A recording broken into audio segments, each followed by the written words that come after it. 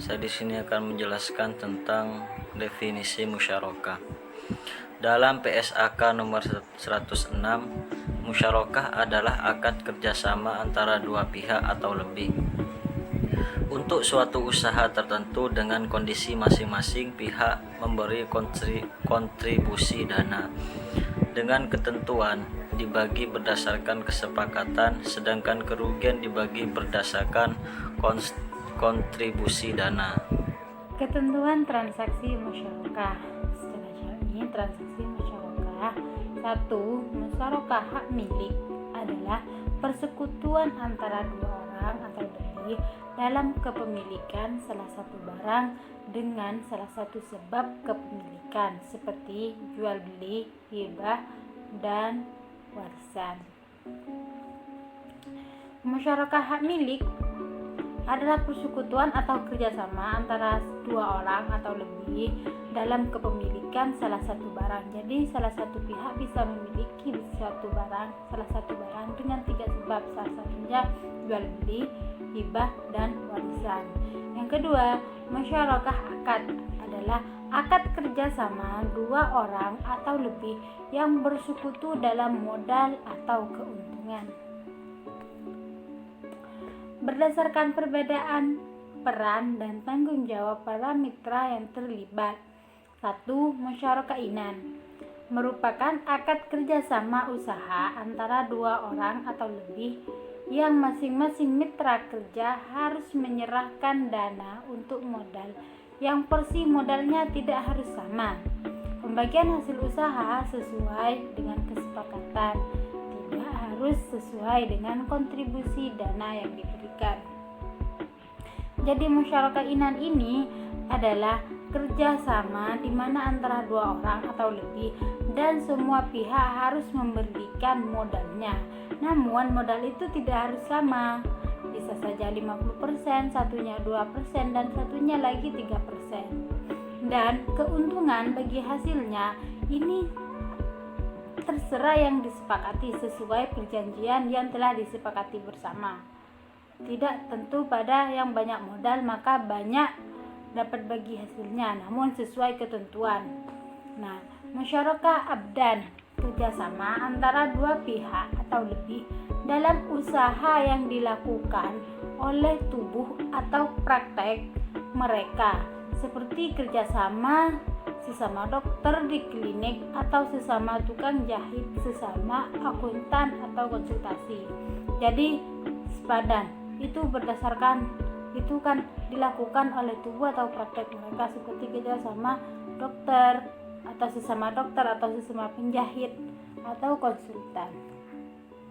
Musyarakah wujuh, kontrak antara dua orang atau lebih yang memiliki reputasi yang baik serta ahli dalam bisnis, membeli barang dengan menggunakan nama baik mereka tanpa keduanya memiliki modal uang, menjualnya dengan pembagian keuntungan mereka dan pedagang. Lalu setelah dijual, bagian keuntungan mereka dibagi bersama. Musyarakah muwafadah, akad kerja sama usaha antara dua pihak atau lebih yang masing-masing pihak harus menyerahkan modal dengan porsi masing-masing pihak dengan porsi modal yang sama dan bagi hasil atau usaha atau risiko ditanggung bersama dengan jumlah yang sama. Rukun musyarakah ada 3. 1. Ijab qabul atau sigat. Nah, sigat ini dinyatakan oleh para pihak untuk menunjukkan kehendak mereka dalam mengadakan kontrak atau akad kemitraan. Jadi harus dinyatakan oleh para pihak. Yang kedua, dua pihak yang berakad atau akidani. Jadi adanya dua pihak yang berakad. Jika tadi ijab qabul, sekarang harus berakad. Yang ketiga, objek akad.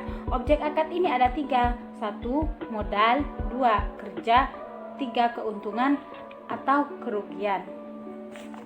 Penguasaan syariah transaksi musyarakah. Yang pertama, meneliti apakah pemberian informasi secara lengkap telah disampaikan oleh bank kepada nasabah, baik secara tertulis maupun lisan, tentang persyaratan investasi musyarakah telah dilakukan. Yang kedua, menguji apakah perhitungan bagi hasil telah dilakukan sesuai prinsip syariah.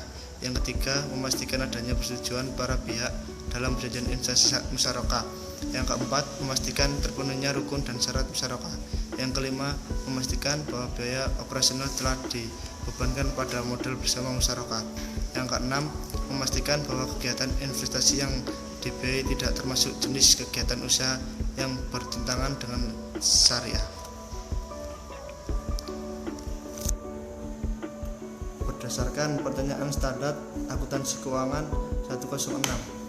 Yang pertama, musyarakah permanen adalah musyarakah dengan ketentuan bagian dana setiap mitra ditentukan sesuai akad dan jumlahnya tetap hingga akhir masa akad. Yang kedua, musyarakah menurun atau musyarakah mutanakisah adalah musyarakah dengan ketentuan bagian dana salah satu mitra akan dialihkan secara bertahap kepada mitra lainnya, sehingga bagian dana akan menurun dan pada akhir masa akan mitra lain tersebut akan menjadi pemilik penuh usaha tersebut. Alur transaksi musyarakah. Jadi di sini nasabah sebagai mitra aktif, kemudian bank syariahnya sebagai mitra pasif. Di alur yang pertama, nasabah itu menyerahkan berkas pembiayaan transaksi musyarakah untuk usahanya. Setelah nasabah menyerahkan berkas itu tadi, bank syariah itu mengevaluasi atau mengecek apakah layak atau tidak berkas-berkas itu tadi atau usaha yang diajukan sama nasabah. Kalau memang layak, nanti terjadi penandatanganan kontrak atau kesepakatan. Kalau sudah sepakat, di alur yang kedua itu bank syariah menyerahkan modal untuk nasabah dan nasabah juga mengeluarkan modal untuk dirinya sendiri. Kemudian nasabah mulai menjalankan usaha produktifnya. Ketika usaha produktifnya itu sudah berjalan, maka di alur yang ketiga itu terdapat bagi hasil usaha. Ketika usahanya nasabah itu untung, berarti keuntungannya dibagi sesuai nisbah. Tapi kalau kerugian itu dibagi sesuai modal. Tapi di sini dibagi sesuai modal karena kerugian itu tidak disengaja oleh nasabah, kecuali kalau sengaja. Kalau sengaja itu nanti mitra aktif atau nasabah itu menjadi tanggungan sepenuhnya. Maksudnya bank syariah itu nggak ganti gitu, tapi itu tanggungan nasabah sepenuhnya. Kemudian setelah itu antara bank syariah sama nasabah itu menerima porsi labanya masing-masing. Setelah itu bank menerima pengembalian modal dari nasabah kalau nasabah itu telah mengembalikan modal milik bank. Terus usahanya itu tadi menjadi milik nasabah sepenuhnya. Teknis perhitungan dan penjurnalan musyarakah. Contohnya, pada tanggal 2 Februari, Bu Nasibah menandatangani akad pembiayaan usaha penggilingan padi dengan Bank Murni Syariah atau BMS dengan skema musyarakah sebagai berikut. Nilai proyeknya itu sebesar 80 juta, kemudian untuk kontribusi bank sendiri itu sebesar 60 juta. Bank itu melakukan pembayaran tahap pertama sebesar 35 juta dilakukan pada tanggal 12 Februari. Kemudian pembayaran tahap keduanya itu sebesar 25 juta itu dilakukan tanggal 2 Maret. Sedangkan untuk kontribusi Bu Nasibah sendiri itu sebesar 20 juta. Nisbah bagi hasil kesepakatan antara Bu Nasibah sama bank itu tadi, Bu Nasibah dapat 75%, untuk BMS sendiri itu mendapatkan 25%. Periodenya selama 6 bulan. Kemudian untuk biaya administrasinya 600.000. Kok bisa 600.000? Yaitu tadi 1% dari pembiayaan bank. Pembiayaan banknya kan tadi 60 juta. Jadi 60 juta dikali 1% hasilnya 600.000 itu masuk ke biaya administrasi. Untuk objek bagi hasilnya laba bruto, selisih harga jual beras dikurangi harga pembelian padi. Skema pelaporan dan pembayaran porsi bank itu setiap 3 bulan atau 2 kali masa panen pada tanggal 2 Mei dan 2 Agustus. Untuk skema pelunasan pokoknya itu dilunasi pada saat akad berakhir di tanggal 2 Agustus. Pengenalan transaksi musyarakah. A. Saat akad disepakati. Rekening, pos lawan komitmen administratif pembiayaan, debit berkurang, kewajiban komitmen administratif pembiayaan, kredit bertambah, kas atau rekening nasabah Bu Nasibah, debit berkurang, Pendapatan administrasi kredit bertambah. Saat penyerahan investasi musyarakah oleh bank kepada nasabah. Dalam kasus Bunasibah di atas, misalkan pada tanggal 12 Februari, bank mentransfer sebesar 35 juta ke rekening Bunasibah sebagai pembayaran tahap pertama. Selanjutnya pada tanggal 2 Maret, Bank Syariah menyerahkan dana tahap kedua sebesar 25 juta. Junernya adalah tanggal 12 bulan 2, rekening investasi musyarakah debit bertambah, kas atau rekening nasabah kredit berkurang, kewajiban komitmen administrasi pembiayaan debit berkurang, pos lawan komitmen administrasi pembiayaan kredit bertambah, investasi musyarakah debit bertambah, kas atau rekening nasabah kredit berkurang, kewajiban komitmen administrasi pembiayaan debit berkurang, pos lawan komitmen administrasi pembiayaan kredit bertambah. C. Saat penerimaan bagi hasil bagian bank. Berikut adalah relasi laba bruto usaha Bunasibah selama 2 kali masa panen yang dilakukan pada tanggal 2 Mei dan 2 Agustus. Yang pertama, masa panen pertama, jumlah laba brutonya 14 juta dikali 25% jadi 3.500.000 dan dibayarkan pada tanggal 2 Mei. Yang masa panen kedua, jumlah laba brutonya 16 juta dikali 20% jadi 4 juta yang dibayarkan pada 2 Agustus. Transaksi di atas dapat diklarifikasikan dalam dua bentuk. Masa panen pertama, penerimaan bagi hasil yang pembayarannya dilakukan bersamaan dengan pelaporan bagi hasil. Masa panen kedua, penerimaan bagi hasil yang waktu pembayarannya berbeda dengan tanggal pelaporan bagi hasil.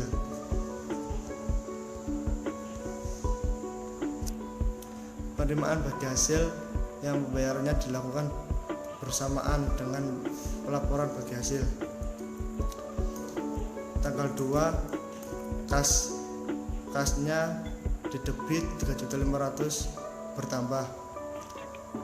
Pendapatan bagi hasil musyarakah dikredit 3.500.000 bertambah. Penerimaan bagi hasil yang pembayarannya berbeda dengan pelaporan bagi hasil.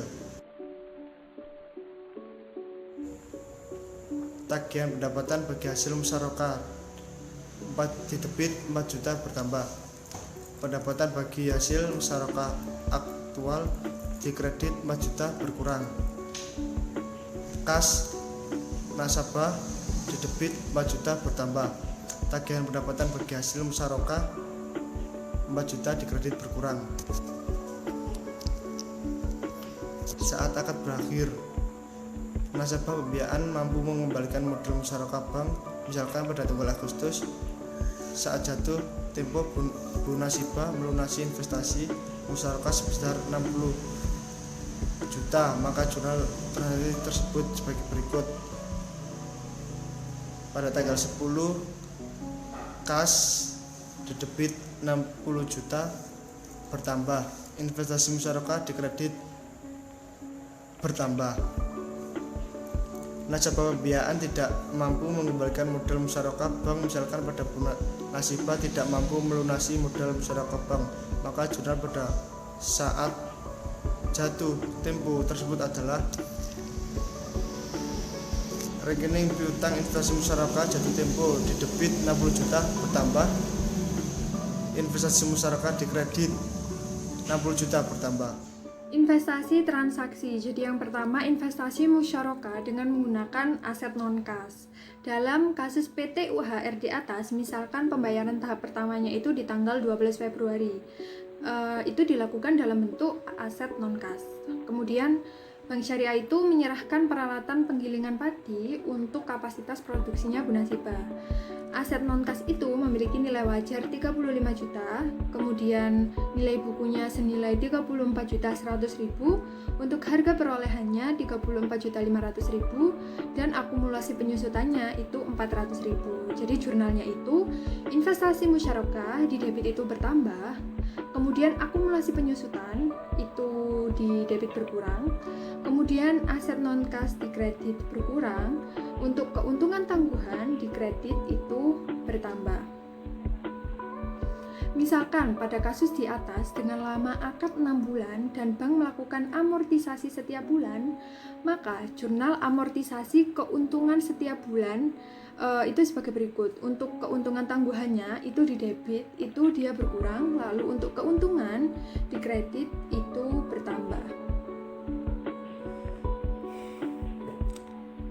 Nilai wajar aset non-kas lebih rendah dari nilai buku. Dalam kasus PTO akhir di atas, misalkan pembayaran tahap pertama tanggal 12 Februari dilakukan dalam bentuk aset non-kas. Bank Syariah menyerahkan peralatan penggilingan padi untuk meningkatkan kapasitas produksi usaha Bu Nasibah. Aset non-kas tersebut memiliki aset non-wajar sebesar 35 juta. Berdasarkan pencatatan bank, peralatan milik bank tersebut memiliki aset bank dengan nilai buku sebesar 34.100. Harga perolehan 34.500 dengan akumulasi penyusutan 400. Maka bentuk jurnalnya adalah debit investasi musyarakah 33.500 bertambah, debit akumulasi penyusutan 400 bertambah, debit kerugian 600 bertambah, kredit aset non-kas 34.500 berkurang. Pelunasan investasi musyarakah secara bertahap. Misalkan pada kasus Bu Nasibah disepakati pengembalian pokoknya itu setiap tanggal 2 mulai dari April sampai Agustus. Kemudian bisa dilihat itu tabelnya rutin, jadi setiap tanggal 2 dari bulan April sampai Agustus senilai 12 juta. 12 juta itu diperoleh dari total pembiayaan dibagi jumlah bulan pelunasan. Untuk total pembiayaannya itu senilai 60 juta. Kemudian untuk jumlah bulan pelunasannya tadi kan disepakati 5 bulan. Akhirnya dapat 12 juta hasilnya. Jurnal pembayaran cicilan pokok jika dibayar sesuai dengan jadwal yang disepakati. Jadi untuk kas di debit itu bertambah, kemudian investasi musyarakahnya itu di kredit itu berkurang. Kalau untuk jurnal pembayaran cicilan pokok jika melewati batas waktu yang disepakati atau jadwal yang disepakati, maka di tanggal 2 piutang di debit itu bertambah, kredit investasi musyarakahnya itu berkurang, kemudian di tanggal 12-nya jurnalnya menjadi kas di debit itu bertambah, untuk piutang musyarakah jatuh tempo di kredit itu berkurang. Sekian presentasi dari kelompok kami, kurang lebihnya kami mohon maaf. Terima kasih. Wassalamualaikum warahmatullahi wabarakatuh.